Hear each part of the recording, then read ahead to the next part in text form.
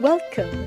You're listening to Latin Waves with your hosts, Sylvia and Sylvia Richardson. Latin Waves is more than just hot rhythms. This is a show about community, about creating a culture that is inclusive and based on fairness. Because everyone deserves dignity, respect, and has something to contribute. A new world is possible, and it all starts with us. You are listening to Latin Waves. I'm your host, Sylvia Richardson. I am delighted to be joined by journalist and author. My guest, Arnold August, is a prolific writer and someone who I respect his opinion on many issues that face us in our society. Thank you for joining us, Arnold. It's a pleasure to be with you once again. You know, I was talking to some elders, and someone said, what do Indians want? And they said, a future, you know. And right. To me, it just seems like we must not continue the crimes of our ancestors. You know, it's, yes, you and I were not the inventors of colonization as it exists today. You and I were not the creators of imperialism. But it is a responsibility to respond, to transform the layers and levers of injustice that we coexist with, you know, and it is a responsibility to attend to the way this system of oppression has privileged some of us and completely dispossessed many, you know, to create small profit pockets for corporations and for people for whose greed, you know, there will never be enough, right? We will continue to have a virus, you know, because the virus is poverty, the virus is hunger, the virus that is truly killing people worldwide is hunger, you know, and we see it here in Indigenous community without potable water, without food, without access to food because we removed them. And again, we had amendments to prevent Indigenous people from even cultivating their food because they might compete with white farmers. Like, there has been so many acts of violence all along, and if we were to just take the time to learn our own history, our own murderous history as a nation, we would also feel compelled not only to attend to it, to redress the harms, but to see how addressing the crimes of our ancestors is just as looking, you know, 20 years ago, you know, when we still had the people coming forward saying this happened to me in residential schools, and they're still coming today. Right. They're still there. So how do we respond to this moment? How do we not only hold accountable, but at the same time take care of each other? Because I also feel that we can re-traumatize each other to the point of, you know, freezing, right? Instead of acting, we just become so burdened by the shame and guilt. We do nothing. And that's useless. You know, no one needs that. But rather, I think for me, the call is to be able to mobilize and to create hope through actions, to our collective actions and commitment to never let it happen again. I just mentioned before that when I said that why not sanctions against the Canadian government, it's sort of like a teaser, a bit of a provocation to shake people's minds up that sanctions should also be considered against the Canadian government. And there's also a move, I read about this lately a few days ago, that some people are taking Canada to the International Criminal Court in The Hague, I believe, because of its policy of genocide. This is something that should be done seriously. Take Canada to the ICC and have the Canadian government try for genocide, for crimes against humanity as a result of its policies against the Indigenous nations. You know, and not only just take it to court, but have a mass movement in Canada where people say, yes, we support this demand that Canada should be taken to the International Criminal Court for its long-standing history of genocide. Then I think we will be getting somewhere because people will have sort of an instrument, a goal in order to move forward. I mean, the situation, you know, it calls for, revolutionary outlook. I don't know if you recall, Sylvia, but just before the COVID-19 pandemic broke out, like a bit over a year ago, February of 2020, the demonstrations that were taking place all across Canada, you remember that?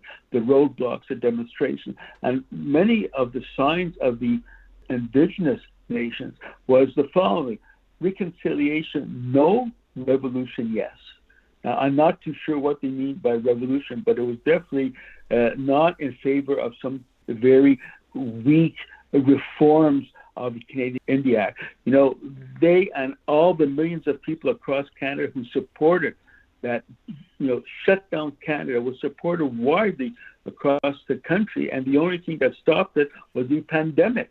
Trudeau was not able to stop it. The pandemic stopped it, hopefully in a temporary basis. So in this way, Indigenous people all across the country, the way they supported the Shut Down Canada movement before the pandemic, this has to be taken up again.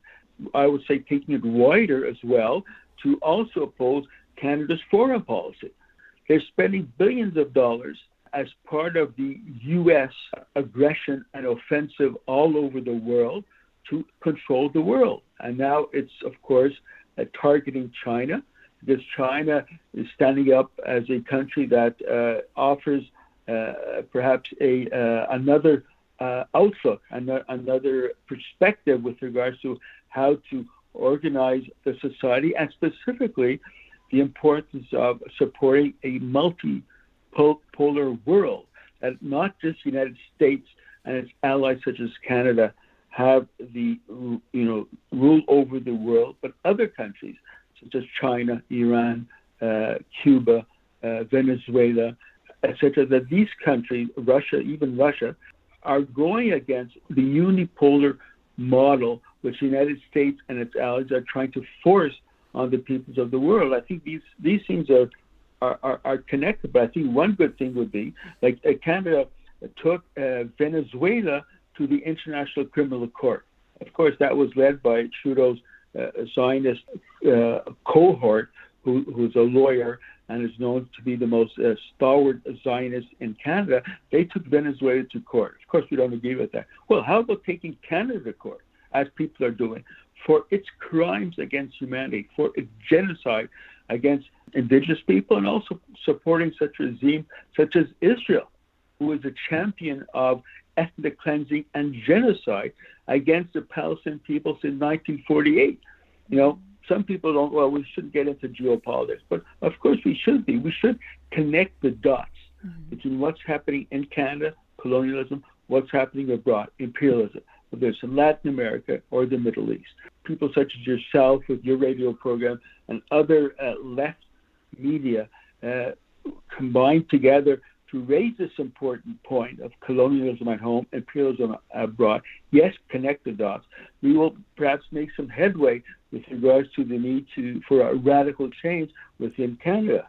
I love that you connect the parts of colonization. You know, we're being colonized by capitalism, by the kinds of companies that impose new ways of being in our lives. You know, imperialism simply means one nation dictating how the rest of the world should conduct themselves, right? What kinds of, religion, whatever you can or cannot have, right? Colonization means the occupation of the land, the physical occupation. We've seen these examples over and over, and we're now learning that imperialism, it continues to move at a speed that sometimes we're losing sight. But you're right to point out that Palestinians are a land of people where their land was taken, and now we see a new state, the state of Israel.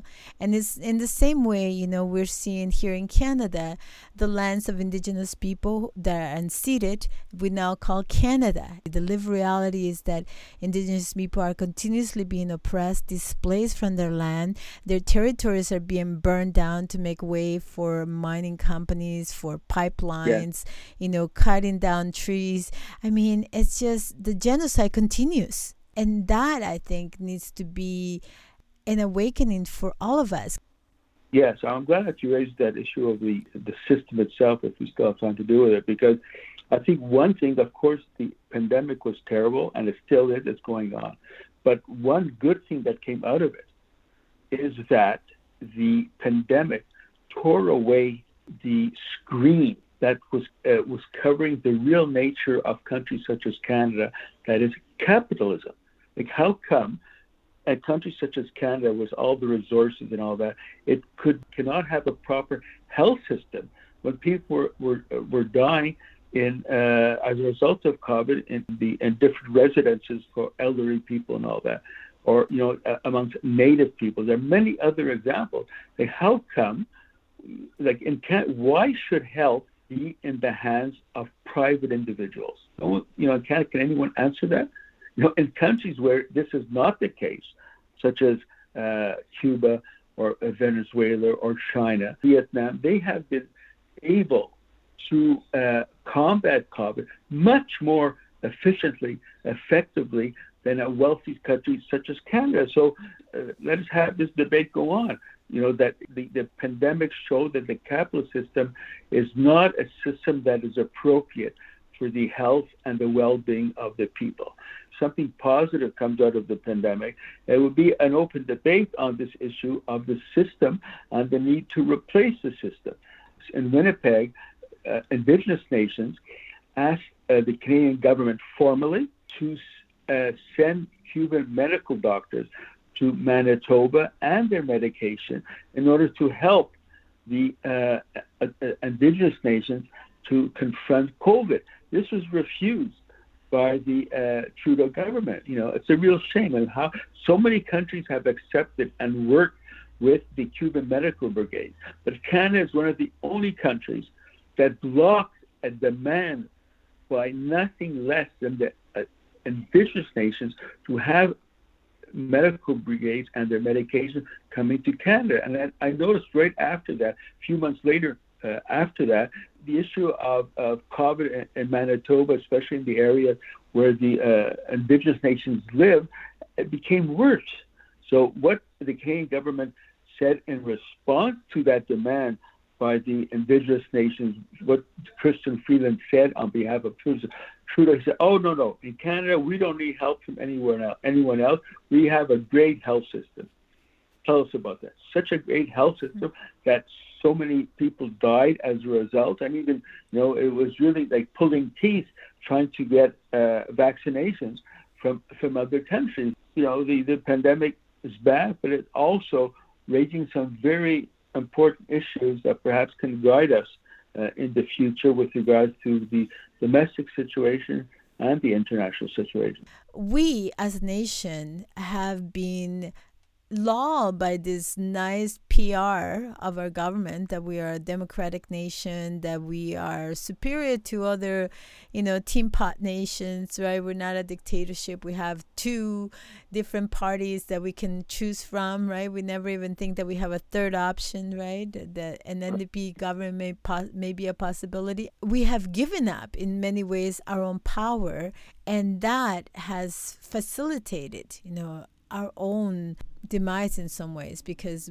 we now see workers being so vulnerable. Our unions are not what they used to be in the 1920s with the Wobblies movement, who were inspiring worldwide workers to unite, to reimagine themselves, and their power, because nothing can be built without a worker. You can have all the money in the world. I don't care who you are, Bill Gates, whoever. He still needs workers to make his objects manufactured. So without workers, we cannot have anything. So if workers were to put down their tools and say no more, let's have a universal income for everyone, let's make sure every Indigenous community has water, we would make it happen in a second. So in many ways, I think it's about us remembering our power to co-create together. None of us do it alone. And to share our resources, because a capitalism imprints us with this epidemic of greed, accumulation to silence, all the things that we're losing. When you say share resources, just those two words fly in the face of capitalism. Capitalism does not believe in sharing resources. They believe only in using resources so that it profits the capitalists. Whether it's in Canada or supporting the capitalist corporate groups that want to have control over Latin America and the mining results in Latin America. I think this is what it's all about. I think that we're sort of in a pivotal period as far as North and South America is concerned, if I may put them together. With the election yesterday just being confirmed of the left-wing candidate in Peru, this is a major upset. And this follows the election of the movement for socialism in Bolivia. You have the Argentina now has a more progressive government. And there are other examples as well, like so we have and Venezuela, despite all the attempts to smash Venezuela by Canada and the United States, Venezuela has held strong and recently had elections which confirm their overall orientation. So this is what's happening in Latin America. So we have to ask ourselves in Canada, are we going to be part of this hemisphere's move towards the left, move against neoliberalism? Like, for example, Chile, I think you mentioned, is a country which is sort of the poster boy of neoliberalism. The way things are going now, it might even be a communist who is elected president of Chile. He may or he may not be, but the fact that it's a possibility that this thing is being discussed, what just happened in Peru yesterday, previously in Bolivia, etc., all of this indicates that in Latin America, there is a move towards the left against neoliberalism, against capitalism, and especially against U.S. domination of Latin America. So we in Canada, I think we have to be consciously part of that hemispheric movement against U.S. domination and its allies such as the Canadian government, and in favor of a movement that challenges the capitalist system, that challenges colonialism at home in Canada. And I love that you brought Latin America, because the social movements in Colombia, in one of the most dangerous countries right now in Latin America, Colombia for too long has held the number one place of the most murderous government against labor organizers and people. It's just been and people know this was the most unlikely of places for an uprising. They have 7 military U.S. bases. They are armed to the teeth, and yet people are standing, and they've been on the streets since April, and so it's very inspiring, and at the same time a very important time to be in solidarity with social movements throughout that region, especially with people in Colombia, and to be in solidarity with movements here. Our indigenous people here in Turtle Island, we see the Wet'suwet'en people fighting pipelines. We've seen the headwaters being clear cut, and the government sending the RCMP to prevent people's access to their own lands. We see the fight against uranium mines in the near the tar sands. We see the continuous poisoning of indigenous people's lands and their food. And so it's time we not only stand for a movement towards life, and in the face of COVID, it is evident we cannot carry on the way we are, because those viruses will just continue to come at us. We will continue to be faced by virus. They're now talking of having some vaccine every year because the virus continues to mutate. Well, to me, this sounds, what about talking about health prevention, health maintenance, not just disease prevention? Why can't we start talking about cleaning our water, cleaning our rivers of pollution, getting rid of oil as our main source of, fuel, and reimagining our society in coexistence with life, in coexistence with, our natural world. So to me, those are the moments, right? This is the moment we were born for, to transform our society, to create a world where everybody can be seen, can feel heard, and nurtured by life. What inspires you, and maybe about what possibilities you see in U.S.-Cuba relations, and how are we to move beyond, the decades of embargo and blockades and isolation that Cuba has been put through? Well, I think the first thing is that with regards to the United States, Cuba, one has to recognize the fact that the Biden administration is just carrying out the Trump administration's attacks against Cuba. Some people have said that, quoting from Biden's administrators and spokespersons, who say that, well, Cuba is not one of our priorities. This is a lie. Cuba is one of the main priorities of the United States, but that priority is called the subversion of the Cuban Revolution. Let us make, despite all of the, nice talk and things like that, the United States, from the beginning, through Obama and now Trump and now Biden, in an indirect or direct way, the goal has always been to subvert the Cuban Revolution and to convert Cuba once again into sort of a semi-colony of the United States, as it was before the revolution took place in 1959.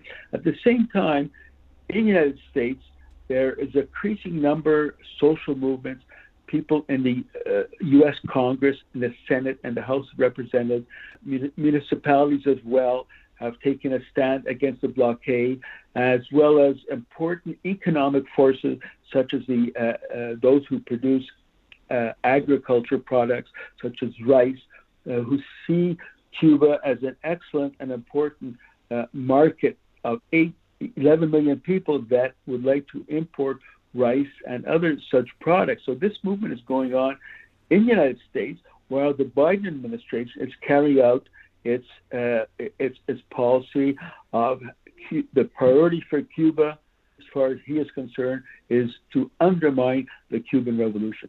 And as far as we're concerned, like in Canada, the Trudeau policy also indirectly supports the American policy. We keep on mentioning that the Trump administration carried out over 252 different measures against Cuba. Now, Trudeau only spoke out about one time in this whole period of 4 years or 3 years, when he said that he is against the extraterritorial application of the blockade because it affects Cuban businesses. That's all he said in a year and a half. I don't think that we can say that Canada has a friendly attitude towards Cuba when they cannot even speak. Trudeau could not say one word against all of the activities carried out by Trump against Cuba. And in addition to that, and I don't think by now, I like linking the dots in geopolitics, even if some people don't like when I do that. But while this has been going on, Trudeau has been the main ally of Donald Trump in trying to subvert the most important ally of Cuba, that is Venezuela, the Maduro government. So what kind of a friend is this? I think Trudeau just threw Cuba under the bus in order to help the United States in its quest to subvert the Bolivarian revolution, subvert the legally elected government of Maduro. So, we could pretend to say, well, Canada's attitude towards Cuba is okay, but, the policy of appeasement can be very difficult, can have some very negative results if we give the Trudeau government any leeway by saying that, well, the Cuban government, the Canadian government is fine, has very good relationship with Cuba. Well, without saying a word against the blockade, or without saying a word with regards to Venezuela, what Trump is trying to do to subvert Venezuela, for me, friendship goes a bit beyond that. And you're quite rightly to point out, not only was the Canadian government supportive of the aggression, which began with Obama, to be fair. It wasn't Trump that started the aggression against Venezuela. Obama began that. The sanctions began with Obama. Trump continued, and Biden has just put more fuel on that. But it was really Canadian government that led the charge against Venezuela with the coalition, the Lima coalition.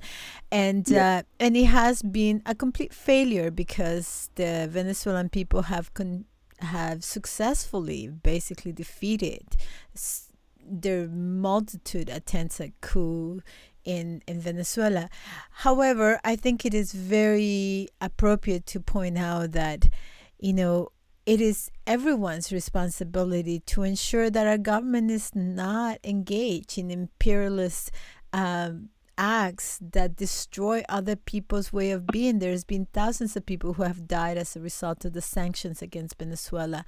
Not the COVID, but the sanctions that cause hunger Right. and has, made it impossible for the government to bring in food and medicines that they need.